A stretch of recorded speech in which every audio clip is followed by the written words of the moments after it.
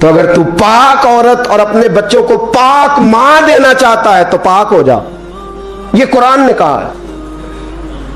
मुल्ला रूमी कहते हैं एक शख्स था, बड़ा नेक आदमी, सुनार का काम करता था, बड़ा नेक और बड़ा लोगों का, गरीबों का ख्याल रखने वाला। छोटा सा बच्चा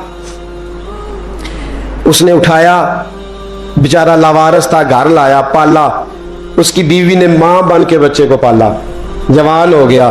वो सुनार कहता है जिंदगी भर नजर खराब नहीं हुई, पता नहीं क्या जुर्म हुआ, बुढ़ापे में औरत के हाथ में चूड़ी डालने लगा तो उसकी नरमो नाजो खूबसूरत कलाई ने मुझे मायल किया, शावत के साथ हाथ रखा, बस हाथ रखा, घर गया तो बीवी दरवाजे पे खड़ी है।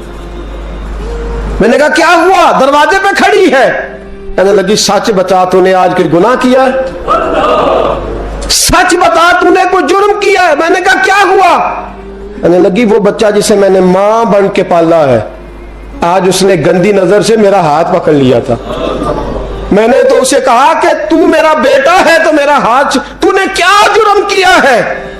वो शख्स सजदे में गिर गया, कहने लगा अल्लाह मेरी बच्चियों की हिफाजत कर ले, अल्लाह आज के बाद ये जुर्म नहीं करता, मेरी बीवी की हिफाजत फरमा, मेरे घर को संभाल, आज के बाद नहीं करता।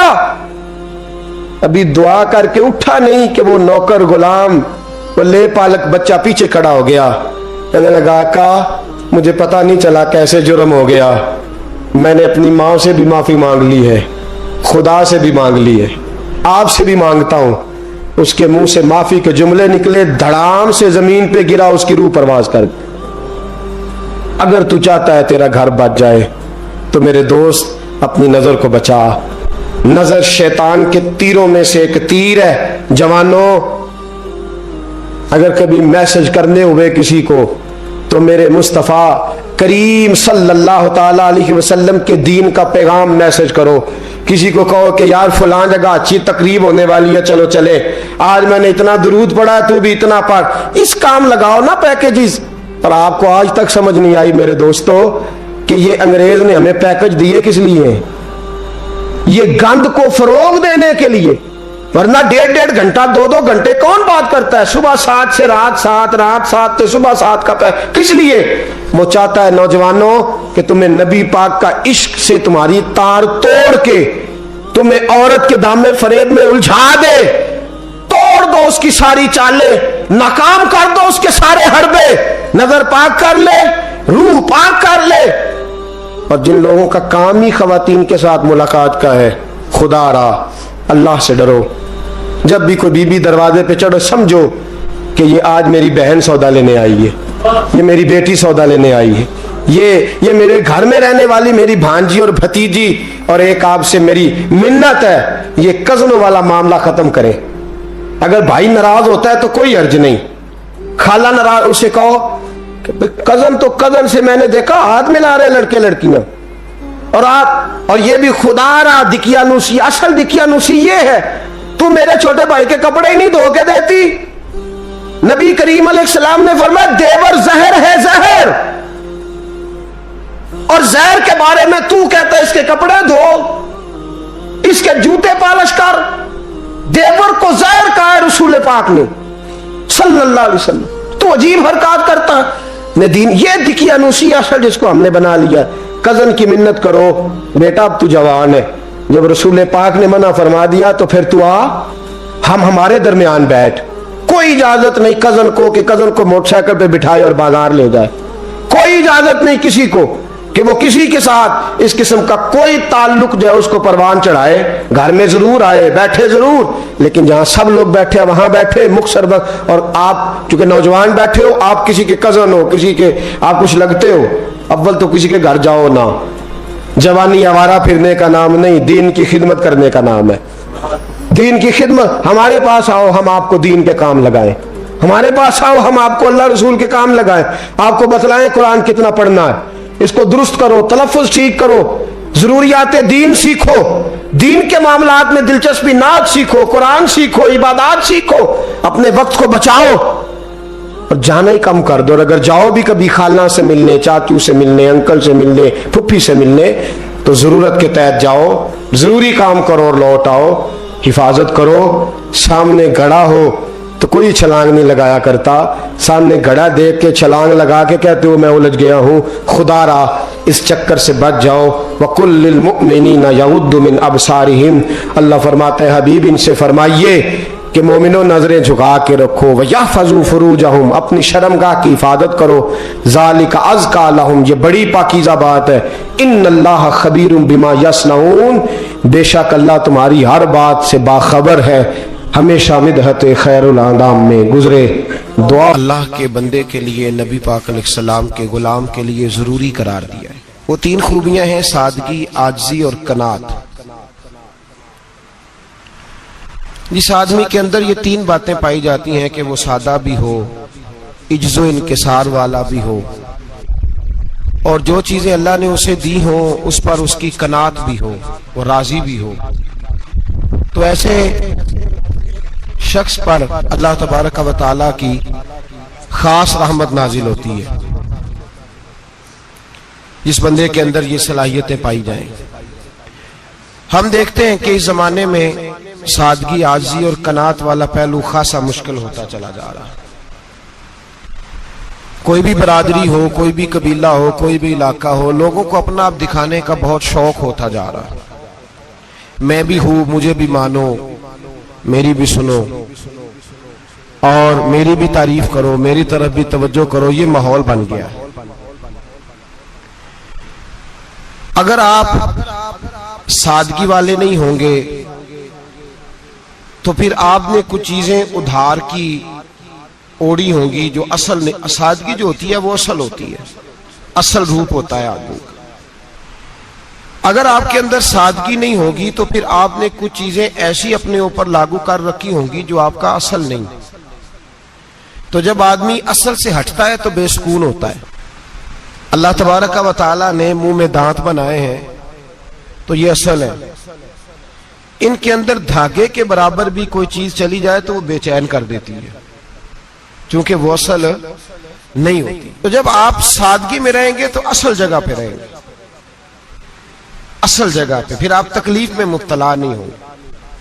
आजिज़ी का मतलब ये होता है कि आप अल्लाह के किसी बंदे को हकीर ना समझें, छोटा ना समझें, जलील ना समझें।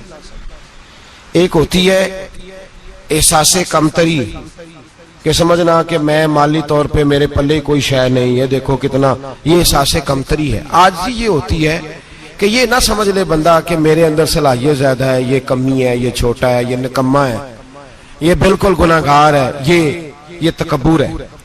आजिज़ी से रहे, अल्लाह के हर बंदे को अपने से अफजल समझे, आजिज़ी के साथ रहे। कनात ये है कि आपको जो अल्लाह ने दिया है समझे कि मेरा रब सबसे ज्यादा मेरे ऊपर ही मेहरबान है, उसने जो मुझे दिया है वो किसी और को नहीं दिया। ये शुक्र के तौर पर, तकब्बुर के तौर पे ये भी नहीं। कनात करें। आजिज़ी जब आपके अंदर होगी, सादगी होगी, तो जिंदगी इत्मीनान से गुजरेगी, सुकून से गुजरेगी। और आजिज़ी और सादगी का ये वाला तर्जुमा नहीं कि जिस बंदे ने मैले कपड़े डाले हो आप समझे कि ये बड़ा सादा आदमी है जी, हफ्ता आया ना आया नहीं तो सादा है। ये सादगी नहीं होती। नफासत तो हुसैन है इस्लाम का। नबी पाक सल्लल्लाहु अलैहि वसल्लम ने एक मालदार आदमी को फटे पुराने कपड़े पहने हुए देखा था तो हुजूर ने मना किया था। फरमाया अगर अल्लाह नेमत देता है तो बंदे पर उसका असर देखना भी पसंद फरमाता है। अच्छे कपड़े छोड़ दें तो आप सादा हो गए, ये मतलब नहीं। बहुत सारे गरीब लोग भी सादे नहीं होते, जो हर वक्त कहता रहता है मैं किसी चौधरी को कुछ नहीं समझता, तो वो सादा है। जो कहता रहता है कोई नहीं मेरी नजर में, मैं आप बड़ा सियाना हूं, फलाना बंदा आया तो मैंने लाजवाब कर दिया, 2 बातें नहीं फिर वो कर सका आगे से, तो आप सादे। आप तो बड़े महान तेज आदमी है भाई, आप तो अपनी करामत सुना रहे। सादगी का मतलब है बेतकल्लफ जिंदगी, जिसमें कोई तकल्लुफ ना पाया जाए। जो बंदा हो वही वो बयान करे, ये सादगी है। ये सादगी के खिलाफ है कि आप जो नहीं है वो आप। मेरा एक तजर्बा है, इसको आप कुरान और हदीस का निचोड़ ना समझिएगा, मेरी जाती बात है तो इसको जादी रहने दीजिएगा। कभी कभी मैं परेशान होता हूँ। आप किसी की दावत खाने जाए ना, वो अकीके की हो, वलीमे की हो, कोई भी हो, अच्छा जब आप खा लेते हैं ना तो फिर वो आदमी मुतालबा करता है कि आप उसकी तारीफ करें। फिर उसका ये मुतालबा होता है। वो बिल्कुल मेरी तरह का देहाती भी हो तो कहता मैं मुंडिया नूं कल आख्या कि लियाओ फिर कोई कट्टा चंगा तगड़ा जिहा, अज जी आखन ना कि जनाब यदी दावत सी ते इस पकाए कुछ नहीं। वो फिर जिसले कट्टा एडा वधिया लिया के नाई अगे रखा तो उन्हें पहली बारी इंज दा वेख्या सी, उन्हें फिर बनाया कि कमाल कर छड़ी। मुतालबा क्या है उसका भला? तो आखे कि जिंज दी तुसां रोटी पकाई मैं कदे नहीं खादी। ये हर आदमी का मुतालबा, हर आदमी। जनाब मैं सवेरे गया हूं तो ताजी सब्जी स्पेशल आपके लिए मैं लेके आया हूं, और ये वो वाली लाया हूं जो मिलती नहीं थी पूरी दुनिया से, सिर्फ मुझे मिली है। तो ये आजिज़ी नहीं, ये सादगी नहीं, ये बनावट है। ये मैं अमीर गरीब ये सारे लोग ये काम करते हैं, सारे। जो हम नहीं वो हम बन के दिखाते हैं, जो हम हैं नहीं वो हम बनते हैं। उसका नुकसान ये होता है कि जब वो चीज जो असल नहीं होती वो आती है तो तकलीफ देती है। नबी पाक अलैहिस्सलाम की जिंदगी सादी थी। किस तरह की सादी थी? दो जुमले, हजरत अब्दुल्ला इब्ने अब्बास के दो जुमले और बात खत्म कर दी। फरमाते हैं मेरे रसूल पाक अलैहिस्सलाम की जिंदगी सादी थी। ये कैसी सादी थी? फरमाते हैं जो मिलता था हुजूर पहन लेते थे, जो सामने आता था खा लेते थे। कोई तकल्लुफ नहीं कि मैंने ये नहीं खाना, ये खाना है, ये नहीं लेना, ये लेना है। ये मिजाज नहीं, तबीयत नहीं। हमारी तो पसंद नापसंद होती है ना। हुजूर को कद्दू ज्यादा पसंद था, ये तो आपको हदीस में मिलेगा, ये तो मिलेगा। लेकिन ये नहीं मिलेगा कि नबी पाक सल्लल्लाहु अलैहि वसल्लम को गंदम नापसंद थी, ये नहीं मिलेगा। आपको ये तो मिलेगा कि रसूल पाक को दूध ज्यादा पसंद था, ये नहीं मिलेगा कि सादा पानी नापसंद था। ये तो आपको मिलेगा कि नबी करीम सैयद आलम सल्लल्लाहु अलैहि वसल्लम जमीर पर सोने को पसंद करते थे। ये नहीं मिलेगा कि चारपाई पर सोने को नापसंद करते थे। यानी हुजूर की जिंदगी सादी है, उसमें तकल्लुफ हमारी पसंद नापसंद होती है, और जो शय हमें पसंद नहीं वो फिर है ही नहीं सही, वो गलत हो गई फौरन, वो सिरे से उसका कोई असर ही नहीं रहा, वो बिल्कुल तबाह हो गई। मेरे हबीब पाक सैयद आलम अलैहिस्सलाम ने सादी जिंदगी गुजारी और आजिज़ी वाली जिंदगी गुजारी। हम लोग आजिज नहीं होते, आजिज नहीं हो। अगर हम लोग आजिज हो जाए तो लड़ाइयां खत्म हो जाए। हर खानदान में हर घर में लड़ाई है, इसका मतलब है कि आजिज़ी, जहां आजिज़ी होती है वहां लड़ाई नहीं होती, झगड़ा नहीं होता। हमारा भाई से, भतीजे से, भांजे से, बीवी से, ससुराल वालों से, रिश्तेदारों से, भाइयों से अगर इख्तलाफ चल रहा है और हर जगह चल रहा है तो सारी जगह तो गलतियां नहीं ना पाई जाती, कहीं हमारी भी गलती होती है। तो ये जो इख्तलाफ चल रहे हैं और सुलह नहीं हो रही, इसकी वजह यह है कि हमारे अंदर आजिज़ी इनकिसारी हो, तो फिर तो झगड़ा ही कोई नहीं। मेरे नबी पाक अलैहिस्सलाम की जिंदगी में आजिज़ी है, इनकिसारी है। इसलिए हुजूर ने कभी लंबी चौड़ी बातें नहीं सुनाई।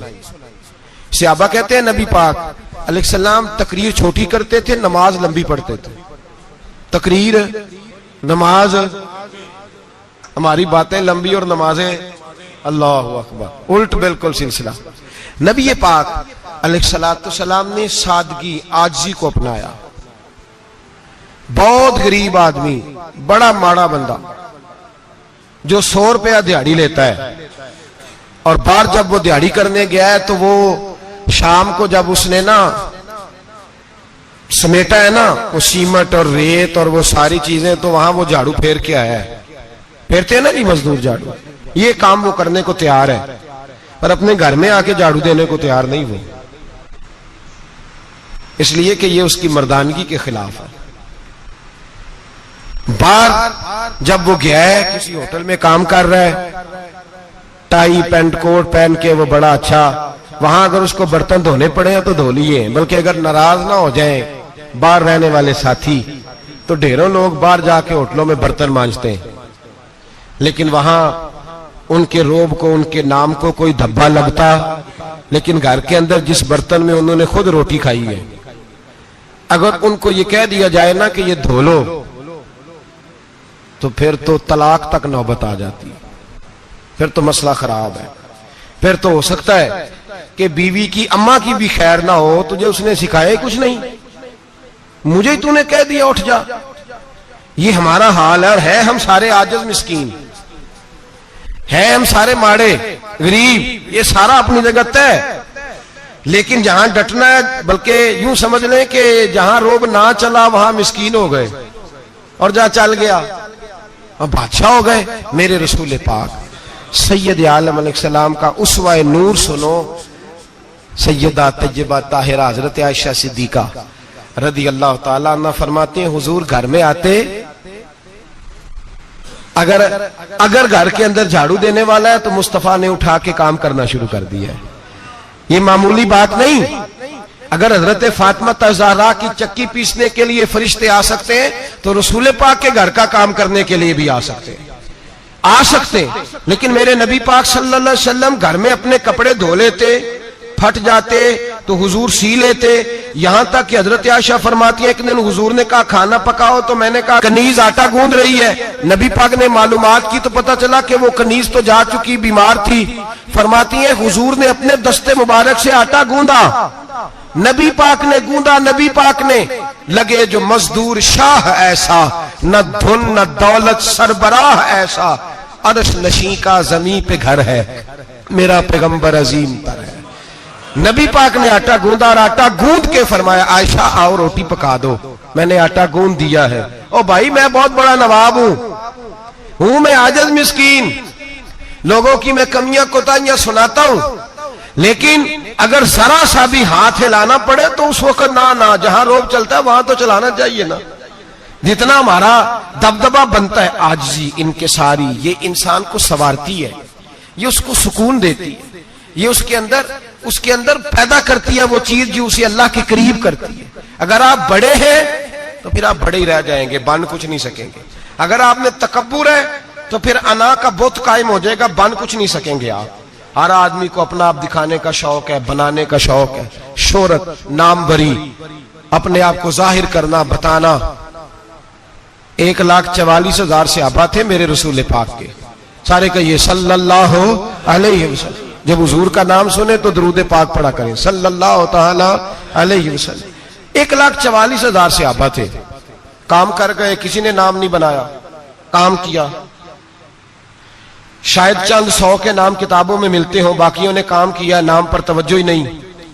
और कुछ ऐसे भी थे जो आए नहीं, बात मानी है मेरे नबी पाक की। हजरत वैसे करनी रदी अल्लाह तशरीफ नहीं लाए, घर रह के वे हुजूर की बात मानी है। माँ की खिदमत करो, नहीं आए, खिदमत करी, तशरीफ नहीं लाए, घर रह के बात मानी। दर्जा क्या दिया मेरे रसूल पाक अलैहिस्सलाम ने? ड्यूटी लगाई मौला अली शेर खुदा की, हजरत उमर फारूक रदी अल्लाह ताला। फरमाया मेरा जुब्बा ले जाना और मेरे अवैस से मिलना और उसे कहना मेरी उम्मत की बख्शिश की दुआ मांगे। भाई घर रह के बात मानी, कोई शोरा नहीं, कोई नाम नहीं। इमाम अब्दुल वहाब शोरानी कहते हैं करन के लोग उन्हें रोड़े मारते थे और उनसे पूछते थे तेरा नाम क्या है, तो जनाबे वैसे करनी फरमाते थे अगर तो कयामत में बख्शा गया तो नाम बता दूंगा, और अगर वहीं अड़ गया तो नाम से क्या रह जाएगा, यहां तो लिखा रह जाएगा। और फिर दुआ मांगी, इमाम शोरानी ने लिखा है दुआ मांगी हजरत अवैस करनी ने, ए अल्लाह मैंने जिंदगी छुप के गुजारी है, मुझे जाहिर ना करना। मैं सिरापा मखजन राज था और रहा था मुद्दतों राज में, ये तो तेरा शौक के दीद कशा कशा मुझे खींच लाया मजाज में। ए अल्लाह मैंने पर्दे में वक्त गुजारा है, अल्लाह मस्तुरना बिसुत्रिकल जमील। ए अल्लाह बस मुझे पर्दों में रखना, पर्दों में। उठ बुलिया चल उथे बसीए, जिथे बस देनी सारे अन्ने, ना कोई साडी जात पछाणे, ना कोई सानू मन्ने। ए अल्लाह मुझे पर्दा दे, शोहरत नहीं चाहिए, मेरा नाम ना हो, कोई जाने कोई पहचाने ना, बस मैं तेरा हूं तो छुप के तेरे पास आ जा। इमाम फरमाते अल्लाह 70,000 फरिश्ते कयामत के दिन हजरत वैसे करनी की शक्ल के पैदा करेगा और उन फरिश्तों के अंदर छुपा के जनाबे अवैस को अपनी और अपने महबूब की बारगाह तक ले जाएगा, चूंकि वो छुपे रहे। जरूरत नहीं, मैं सिरापा मखजन राज था, मैं तो रहा था मुद्दतों राज में, ये तो तेरा शौक के दीद कशा कशा मुझे खींच लाया मजाज में। शौक नहीं, मुझे भी पूछ लो, मेरा भी नाम ले लो। अब तो इस कदर ज्यादा अना का बुत आ गया, रोटी खिलाओ, जिसको खिलाई उसकी फोटो खींच के फेसबुक पे दो, पानी पिलाया तो पहले उसकी फोटो दे लो, अगर सलाम लिया तो पहले छोड़ दो यार, बस करो, ये अना के बुत बना लिया हम लोगों। किस चक्कर में पड़ गई है दुनिया। एक गरीब को 2, 4, 5 रुपए क्या दे दिए, एक आटे का थैले का दे दिया, 4 अखबारों में खबर दे दी, ये आजी है, ये तरीका है। अब तो लोग यहां तक रियाकारी करने लगे, नमाज पढ़ने के लिए आते हैं तो पहले फोटो खींच के आते हैं जुम्मे की तैयारी करते हुए। बस कर दें, बस करें, कहीं रुके, किसी जगह स्टॉप करें, अपने अंदर इंकिसारी पैदा करें। जो खत्म हो गया वो बच गया, जो अपने आप को बनाता रहा वो कभी बन ना सका। बचा वही जो रब की बारगाह में मिट गया। हमारी तो उम्र गुजर गई है अपने आप को तामीर करते, सारी जिंदगी गुजर गई। मेरा भी नाम लो, 30 साल में रह के आया हूं जी सऊदी अरब के फलाने महल्ले में, किसी से मेरा नाम पूछोगे तो पहुंच जाओगे। क्या होते थे आप वहां, क्या नाम पूछे? वहां तो बादशाहों के नाम अब कोई नहीं लेता, मिट गए, जो आए थे चले गए। गखड़ आना तो चौक से किसी से भी पूछ लेना, मैं भी होता हूं, क्या होते हो? यहां बड़े लोग थे जिनका तूती बचता था, खत्म हो गए। तू और मैं भी जाने वाले, और जमाना आएगा, मिटने के लिए दुनिया आई है। अगर दुनिया में खुद ब खुद अपने आप को मिटा के रखोगे तो अल्लाह इज्जत अता फरमाएगा। हम तो इतना खड़े हुए हैं कि बहनों से, भाइयों से, ससुराल से, रिश्तेदारों से कट गए हैं बिल्कुल, इसलिए कि बुत नहीं टूट रहा अंदर का। मेरे नबी पाक सैयद आलम अलैहिस्सलाम के गुलाम बड़ा कुछ थे, पर उनकी जुबानों पे कभी कुछ होने का जिक्र नहीं आया। बड़ा कुछ थे वो, बड़ा कुछ थे। हजरत अबू बकर सिद्दीक रदी अल्लाह, बड़ा कुछ थे ना, क्या बात थी। मेरे मुस्तफा करीम सैयद आलम सल्लल्लाहु अलैहि वसल्लम ने फरमाया, अबू बकर मेरा वो खलील है कि दुनिया में भी मेरा सज्जन है, कयामत में भी मेरा दोस्त होगा, दुनिया और आखिरत में। वही अबू बकर है। महल्ले में 7 गरीब बच्चियां रहती हैं, वो कहती हैं हमारी बकरियां, बाप फौत हो गया, बकरियों का दूध धो दो। तो अबू बकर सिद्दीक बकरियों का दूध धोने चले जाते हैं, उनके घर का काम काज करके आते हैं। सैयदना उमर फारूक, मेरे नबी पाक अलैहिस्सलाम ने फरमाया, फरिश्ते 950 साल मेरे उम्र की शान बयान करें तो खत्म नहीं हो सकती। इतना बड़ा शख्स उमर फारूक, इतना बड़ा आदमी। एक दिन ऐलान किया उमर फारूक ने, लोगों मस्जिद में आओ, बात करनी है। अमीरुल मोमिनीन का पैगाम है, सारे मस्जिद में आ जाए। खचाखच मस्जिद नबी सहाबा से भर गई। और ऐसा जब ऐलान होता था तो सहाबा दौड़ के आते थे, शायद को जंग है, शायद किसी ने हमला कर दिया है, शायद कोई नई बात है। दौड़े आए लोग, मस्जिद नबी खचाखच भर गई। सैयदना फारूक आजम रदी अल्लाह तआला अन्हु मिंबर पे बैठे। हजरत अब्दुर रहमान इब्ने औफ रदी अल्लाह तआला अन्हु फरमाते हैं कि सहाबा तजस्सुस के देख रहे हैं कि पता नहीं किसी तरफ से पैगाम नहीं आ गया, कोई काफिर हमला नहीं करने लगा, अल्लाह जाने क्या हुआ है, बड़ी परेशानी है। उमर बैठे, अल्लाह की हम्द की, नबी पाक सल्लल्लाहु अलैहि वसल्लम पर दुरूद पढ़ा, और फिर उमर फारूक बोले, फरमाने लगे, मैं जब मक्के में रहता था ना तो कभी घर में कहत आ जाता था, कभी कहत आता था घर में, बकरियों के दूध खुश्क हो जाते थे, गंदम नहीं मिलती थी, पानी नहीं होता था। तो फरमाया मेरी अम्मा मुझे खाला के घर भेज देती थी।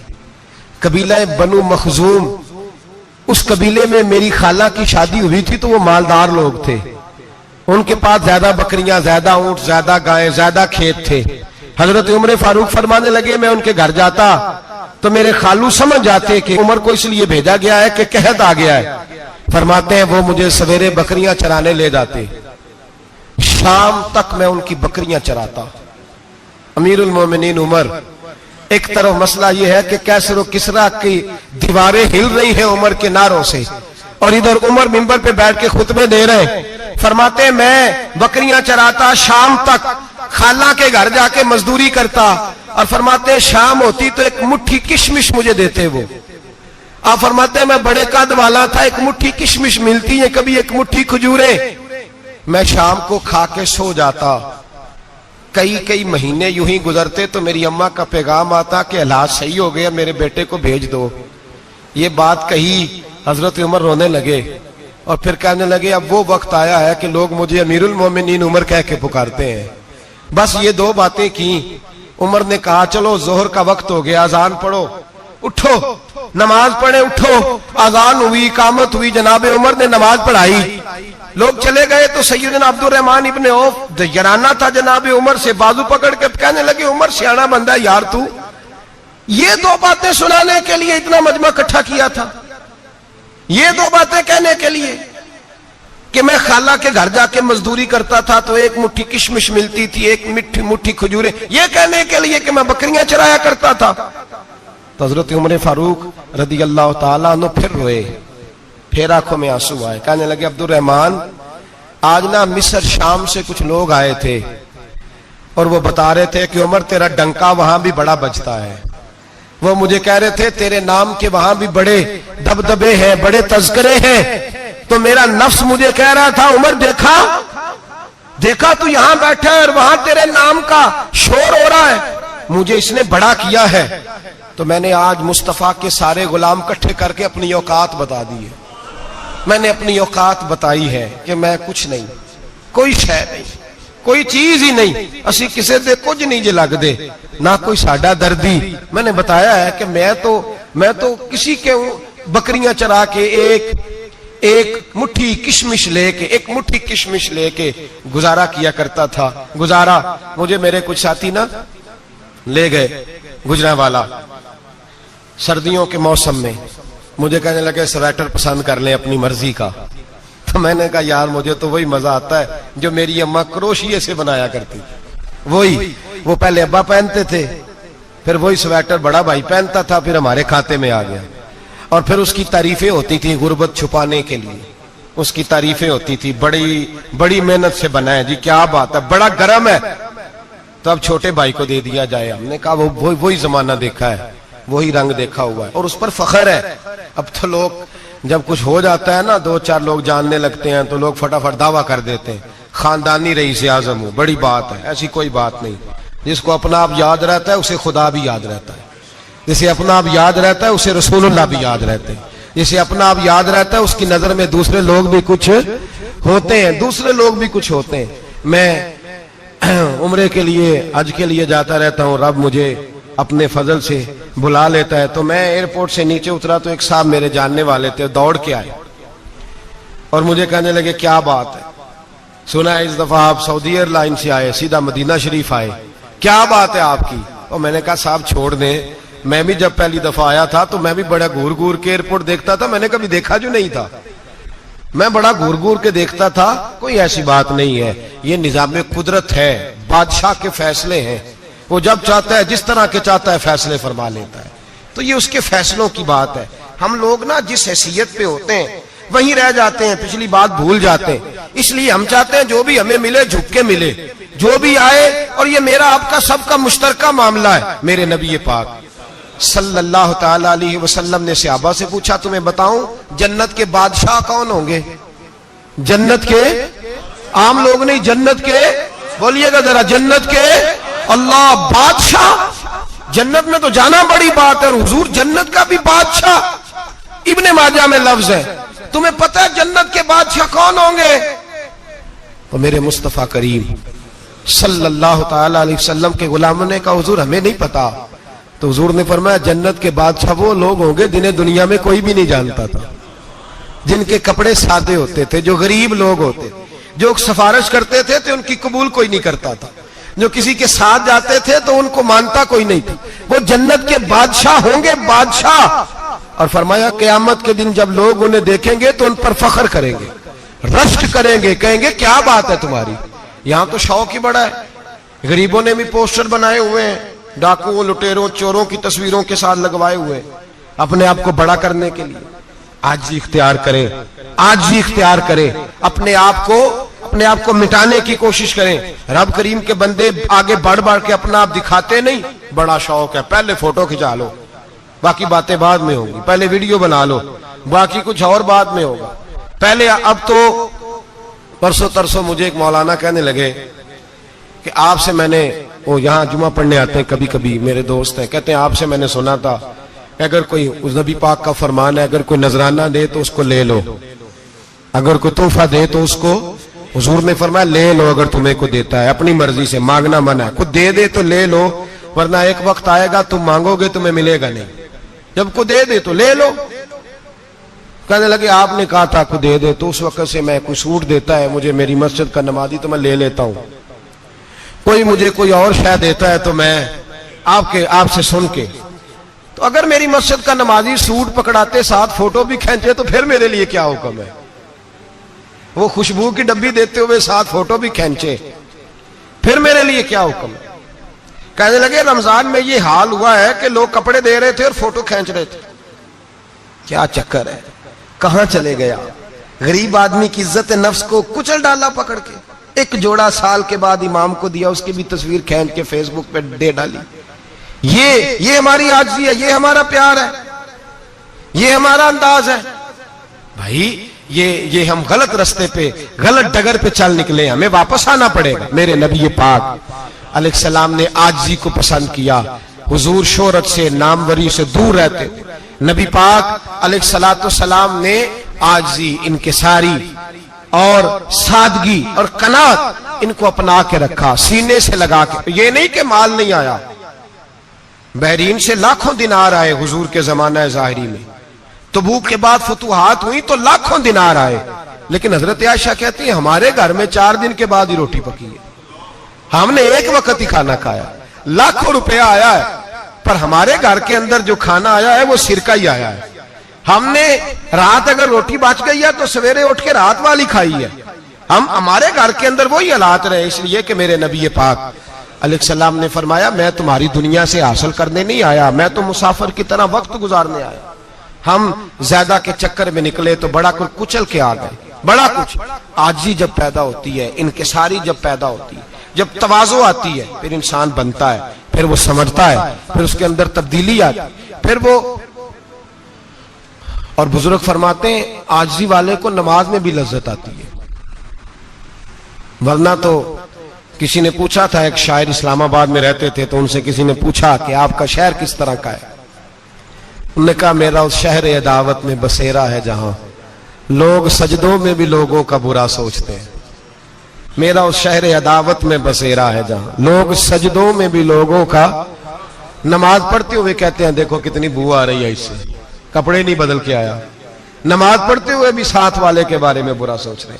जब आजी सैयद अहमद कबीर रिफाई रहमतुल्लाह ताला अलैह, ये सिलसिला रिफाइया के शेख हैं, आला हजरत रहमतुल्लाह अलैह ने इनकी बड़ी तारीफ लिखी है फतावा रज़विया में। मिस्र के अंदर सिलसिला रिफाइया और शाज़लिया, बहुत सारे लोग इस सिलसिले में मुरीद हैं। सैयद अहमद कबीर रिफाई इतने बड़े सूफी थे कि मेरे मुस्तफ़ा करीम सल्लल्लाहु अलैहि वसल्लम के रोजे पर हाजिरी देने गए। नबी पाक की बारगाह में हाथ दुआ करें अल्लाह हम सबको वहां हाजिरी नसीब फरमाए, अल्लाह हम सबको बार बार ये मौके अता फरमाए। सैयद अहमद कबीर रिफाई हाजिरी देने गए तो जब नबी पाक के गुम्बद पे पहुंचे तो कहने लगे या रसूलल्लाह मैं कब्र देखने नहीं आया, मैं तो दीदार करने आया। हुजूर ये तो ज़ियारत में करता रहता था, दीदार करने आया। ये कह के रोने लगे। इतनी देर रोए कि मेरे मुस्तफ़ा करीम ने अपना दस्ते मुबारक कब्र से बाहर निकाल दिया, हाथ मुबारक बाहर आया और 10,000 लोगों ने देखा। कितने लोगों ने? अब यहां भी लोगों को शक होगा जी कैसे बाहर आया, तो बुखारी सुना देता हूं, मसला जरा हल हो जाए। मस्जिद नबी की तामीर हो रही थी, तामीर तो कहते हैं कि दीवार नहीं, तामीर करते वक्त ना एक दीवार गिरी, ये बुखारी के लफ्ज है। दीवार गिरी तो एक पैर बाहर आ गया। पैर को देखा तो कहते हैं हाथ रखते थे तो उसमें बिल्कुल ऐसे था जैसे खून साइडों पे हो गया, बिल्कुल जिंदा। शोर हो गया कि ये नबी पाक का कदम मुबारक है, हुजूर का। बहुत सारे लोग इकट्ठे हुए, उलमा को बुलाया, पैर देखा तो कहने लगे नबी पाक का नहीं, ये तो सैयदना फारूक आजम का है। जब ये कहा ना फारूक आजम का है तो फिर एक शोर उठा कि ये हाल है उनके गुलामों का तो सरकार का आलम क्या होगा। ये हाल है उनके गुलामों का तो फिर सरकार का आलम। ये बुखारी है। तू जिंदा है वल्लाह, तू जिंदा है वल्लाह, मेरी चश्मे आलम से छुप जाने वाला। सैयद अहमद कबीर रिफाई इतने बड़े, नबी पाक सल्लल्लाहु अलैहि वसल्लम ने दस्ते मुबारक बाहर निकाला, 10,000 लोगों ने देखा। किसी ने हजरत सैयद अहमद कबीर रिफाई से पूछा कि बाबा इतना बड़ा दर्जा, इतना बड़ा मकाम कैसे मिला? तो बाबा जी कहने लगे जिंदगी में कभी किसी को हकीर नहीं समझा, किसी को कभी हकीर, कभी किसी को अपने से कमतर नहीं समझा। तो अल्लाह ने देखे ना, अगर आप नहीं समझेंगे तो उसके लिए भी आपको उन्वान मिल जाएंगे, और अगर समझना है अपने आप को बड़ा तो उसके लिए भी मौके मिल जाते हैं। हजरत शफीक बल्खी बहुत बड़े सूफी बुजुर्ग हुए, पर नौजवान थे, जवानी में ही अल्लाह ने बड़ा मर्तबा दिया। हजरत अब्दुल्ला बिन मुबारक बूढ़े थे, दोनों एक महफिल में इकट्ठे हुए। अब बगदाद सारा मानने वाला था और दोनों का मानने वाला था। आखिर में दुआ बुजुर्ग कराया करते थे महफिल के इख्तिताम पर। हजरत शफीक बल्खी जनाब अब्दुल्ला बिन मुबारक से कहने लगे, आप दुआ करें, आप दुआ करें, आप बुजुर्ग हैं। अब जिसने जो मानना है उसे उसके लिए उन्वान भी मिल जाएगा। हजरत सैयदना अब्दुल्ला बिन मुबारक कहने लगे, बेटे तू दुआ कर, तेरी उम्र थोड़ी है, तेरे गुनाह भी थोड़े हैं, तेरी उम्र थोड़ी है, तेरे गुनाह भी थोड़े हैं। तो सैयदना शफीक बल्खी कहने लगे, नहीं हुजूर आप दुआ करें, आपकी उम्र ज्यादा है तो नेकियां भी तो ज्यादा ही है ना, नमाजें भी तो आपकी ज्यादा है ना, रोजे भी तो ज्यादा, रमजान भी तो आपकी उम्र में ज्यादा है ना, आज भी तो आपने ज्यादा। अगर आपने किसी को अपने से बड़ा समझना है तो उन्वान आपको मिल जाए, छोटा समझना है तो उसके लिए भी उन्वान आपको। बात तो ये है कि आप क्या करना, अगर आप किसी को हकीर समझना चाहते हैं तो बात खत्म हो गई। सैयद अहमद कबीर रिफाई फरमाते हैं, जिंदगी भर कभी किसी को हकीर नहीं समझा। अल्लाह की सारी मखलूक की क्या बात है। अल्लाह कुरान में कहता है, इन्नल्लाह ला यस्तही अन यदरिब मसलन मा बऊदतन फमा फौकहा। अल्लाह शर्म नहीं करता कि एक मच्छर की मिसाल बयान करे या उससे भी कमतर। अल्लाह मच्छर की बात करता है इतना बड़ा होके, वो कहता है मैं करूंगा, मेरी मखलूक जो है मेरी तो हजरत अहमद कबीर रिफाई फरमाने लगे, मैंने कभी किसी को हकीर, बोलिए कभी किसी को हकीर। हम लोगों के पास उन्वान बड़े हकीर समझने के लिए, हम समझ लेते हैं। अमीर आदमी कहता है गरीब मेहनत क्यों नहीं करता, मेहनत करे अमीर हो जाएगा। उन्वान हुआ कि ना तनकीद करने का। 4 बच्चे हैं, करें कमाई, अमीर हो जाएंगे। अब वो हकीर समझ रहा है गरीब को, गरीब भी अमीर को हकीर समझता है। वो भी कहता है जो इसने कमाया सारा ही हराम है, जायज एक पैसा नहीं, उसने भी हकीर समझ लिया। यानी वो ये कह रहा है कि मैं हलाल खाता हूं, ये अमीर हराम खाते हैं, तो बात खत्म हो गई। उसने भी हकीर समझ लिया, इसने भी हकीर समझ लिया। अब उन्वान ही था ना, अगर उन्वान बदल लेते तो बात बन जाती। अमीर अगर ये कहता कि मैं इस गरीब की मदद करूंगा इसलिए कि पैसे मेहनत से नहीं मिलते, खुदा के फजल से मिलते हैं, तो वो ये ना कहता कि ये मेहनत करता तो आगे चला जाता। और गरीब अगर समझता इस बात को तो ये ना कहता अमीर सारे हराम ही खाते हैं, वो कहता भाई रब ने जो मेरे लिए पसंद किया मुझे दिया, जो इसके लिए पसंद किया इसे दिया, बात खत्म हो गई, झगड़ा खत्म। उन्वान तो मिल जाएगा आपको, मुस्बत भी और मनफी भी। तो अच्छी बात नहीं कि मुस्बत इख्तियार करें। सैयद अहमद कबीर रिफाई कहते हैं, मैं गुजर रहा था, एक दिन मेरे साथ ऐसा हुआ कि मैं गुजर रहा था खेत के अंदर से, इधर भी पानी था इधर भी पानी था। होता है ना पानी पानी होता है फसलों में कई दफा। कब होता है ज्यादा पानी? नहीं, जब कद्दू करी है जी, और जब कद्दू करते हैं ना तो दोनों जाने पानी भरा होता है ना जी, वो ट्रैक्टर भी पानी में चलता है। मैं पेंडू हूं ना, मुझे ज्यादा पता है क्या हालात होते हैं। तो वो इधर भी पानी इधर भी पानी, तो दरमियान में से वो मुंडेर होती है छोटी सी, वाटा खीदा अपनी जुबान है। तो कहते इधर भी पानी था इधर भी पानी था। सैयद अहमद कबीर रिफाई कहते हैं मैं गुजर रहा था, असर की नमाज का टाइम हो गया, मैं जल्दी जल्दी जा रहा, सामने से कुत्ता आ गया।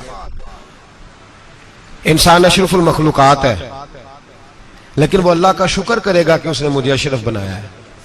ये नहीं कह सकता कि ये मखलूक हकीर है, ये बुरी है, ये नहीं कह सकता। शुक्र करे कि मुझे अल्लाह ने अशरफुल। सैयद अहमद कबीर रिफाई कहते हैं कुत्ता आ गया सामने से।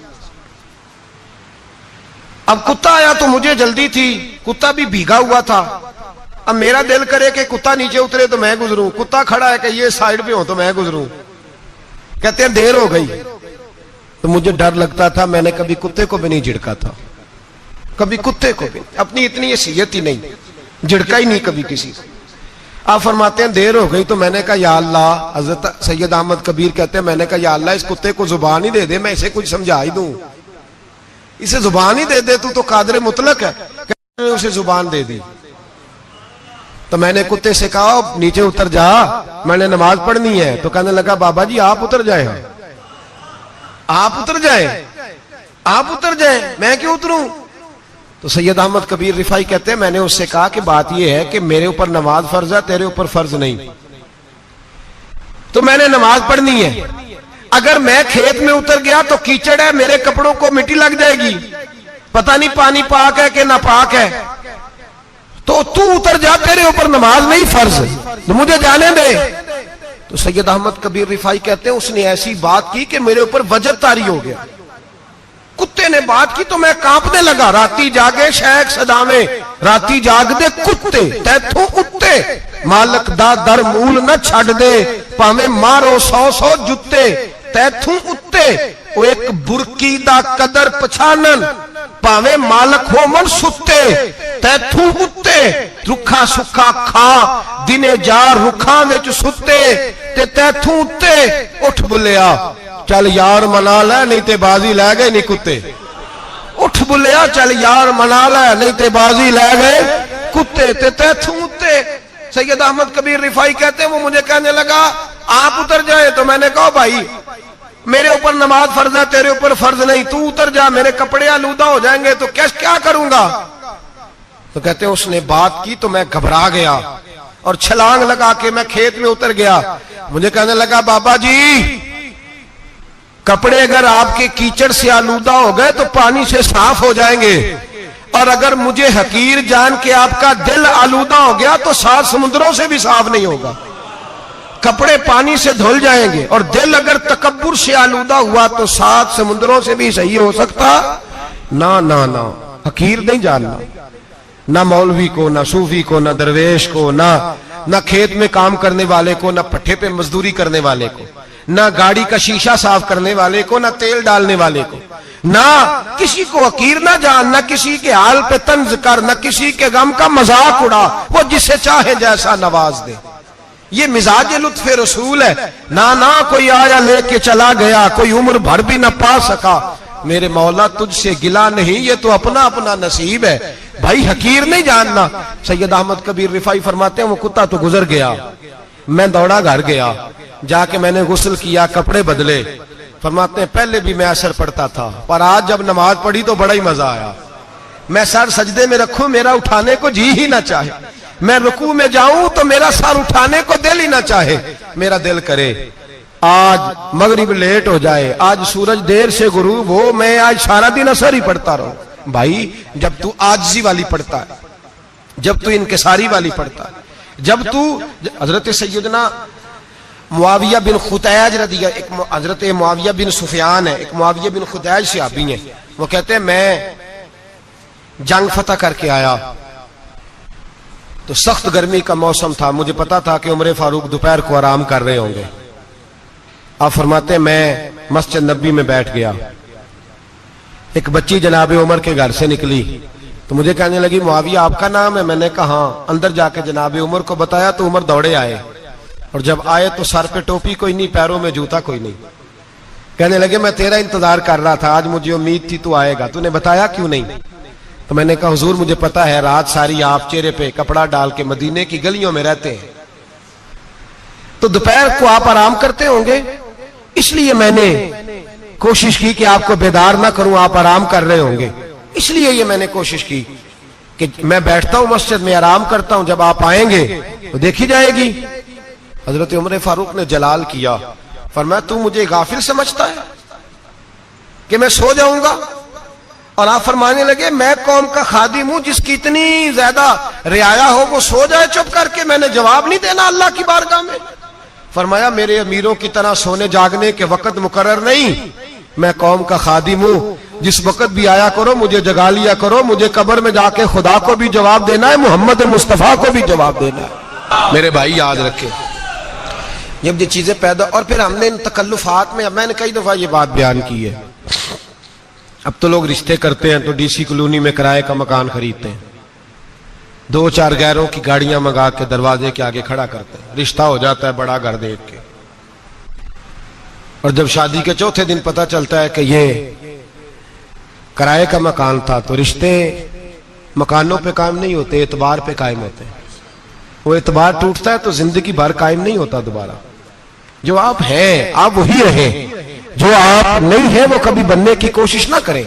और मेरे अजीज ये भी याद रखें आजिज़ी आपको सवार देगी, और वैसे भी हम अल्लाह के हुजूर जाने वाले, अगर पर्दों में छुप के चले जाएंगे तो बच जाएंगे, और अगर हम अपना आप दिखाते ही रहें, सारी जिंदगी इसी चक्कर में रहें कि मुझे भी पूछो, मुझसे भी मुशावरत करो, मेरी भी बात सुनो, तो ये अना की दौड़ तो खत्म ही नहीं होती। हिर्स सिर्फ पैसे की नहीं होती, हिर्स हवस शोहरत की भी होती है। और नबी पाक सल्लल्लाहु अलैहि वसल्लम ने इसको भी बयान फरमाया है कि ये जो तेरे अंदर चीज पैदा होती है ना, मैं जाना जाऊं पहचाना जाऊं, इससे भी अपने आप को बचा। सहाबा के बाद जिस शख्स की खिलाफत सबसे मजबूत हुई वो हजरत उमर बिन अब्दुल अजीज थे। इतनी बेहतरीन खिलाफत की कि लोगों को हजरत उमर का जमाना याद आ गया। हजरत उमर बिन अब्दुल अजीज इराक में रहने वाली एक औरत थी। उस औरत का खामद फौत हो गया तो 5 बच्चियां यतीम थी। वो इराक से चली और जनाब उमर बिन अब्दुल अजीज के पास आई कि आप मेरी बच्चियों का वजीफा लगा दें। वो कहती है जब मैं पहुंची ना, यहां तो अब तो इस्तकबाल आना जाना बड़े मामलात है। अब तो बच्ची की बारात आए और 5, 7, 10, 20 लोग दरवाजे पे खड़े ना हो तो बारात नाराज हो जाती है, कहते हमारा इस्तकबाल ही किसी ने नहीं किया। तो इस्तकबाल तो अब इस तरह है जिस तरह नशा नहीं होता, ये इस्तकबाल की हालत है, अमीरों से लेके गरीबों तक। मुझे पूछा ही नहीं, किसी ने कुर्सी नहीं दी, आगे नहीं बिठाया, ये वाला मामला है। और मैं मेरी तरह के लोग, नेक लोगों की बात नहीं करता। अब तो हम देखते हैं फला मौलाना का इस्तकबाल हो रहा है, फला के लिए लोग खड़े हो रहे हैं, नारे लग रहे हैं। और अब तो मैं देखता हूं ऐसे ऐसे हाथ लहराते हैं सूफी और दरवेश कहलाने वाले, जैसे सियासी लीडर लहराया करते। ये क्या तरीका हुआ? ये कौन सा तर्ज जिंदगी? मेरे नबी पाक सल्लल्लाहु अलैहि वसल्लम ने फरमाया जो ख्वाहिश करे कि मैं आऊं और लोग खड़े हों वो तो जहन्नमी है, तो दोज़खी है। सारे वही तरीके हम इख्तियार करते जा रहे हैं, वही प्रोटोकॉल है हर जगह। वो लोग जिनके दरवाजे खुले होने चाहिए थे वहां भी हर वक्त के लिए मामला तय हो गए। याद रखें मेरे नबी पाक अलैहिस्सलातु वस्सलाम ने जो तालीमात दी, हजरत उमर बिन अब्दुल अजीज रहमतुल्लाह ताला अलैह। औरत कहती है मैं पहुंच गई, मैंने लोगों से पूछा घर कहां है, तो कहा वो जहां बोरी लटक रही है ना बाहर, टाट का पर्दा लगा हुआ है, वो हजरत उमर बिन अब्दुल अजीज का घर है। कहती है मैं दरवाजे पर दस्तक दी, एक औरत ने दरवाजा खोला तो मुझे बीबी जान के अंदर बुलाया। तो उनके घर के अंदर जब मैं दाखिल हुई तो बड़ा सारा सेन था, एक तानिम कुआं लगा था, एक तरफ एक बड़ा दरख्त था और एक छोटा सा बनाई हुई थी जगह बर्तन धोने के लिए। और बीबी ना बर्तनों को मिट्टी लगा के साबुन लगा के बैठी हुई थी, काम कर रही थी वो औरत। मुझे उसने दरख्त के नीचे बिठाया, पानी पिलाया। कैसे आई हो? मैंने कहा अमीरुल मोमिनीन से मिलना है। कहने लगी बैठो थोड़ी देर में आ जाते।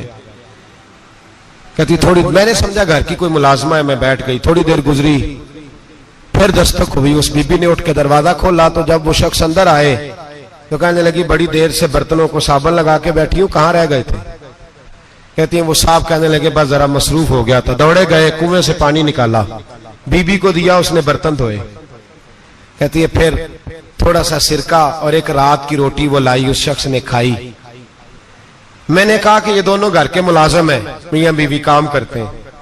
जब वो खाना खा चुके तो वो औरत मेरे पास आई, कहने लगी उठ के मिल लो अमीरुल मोमिनीन से। मैंने कहा कौन अमीरुल मोमिनीन? तो कहने लगी कब से तो आए हैं, ये जिसने कुएं से पानी निकाला यही मुसलमानों का अमीर है, और ये जिसने दरख्त के नीचे बैठ के सिरके से रोटी खाई है यही है। ये फरिश्तों की दास्तान नहीं, ये वो लोग हैं। मैं रात को भी कह रहा था एक जगह पे कि ये लोग जो है ना जिनका आप रोज शिकवा करते हैं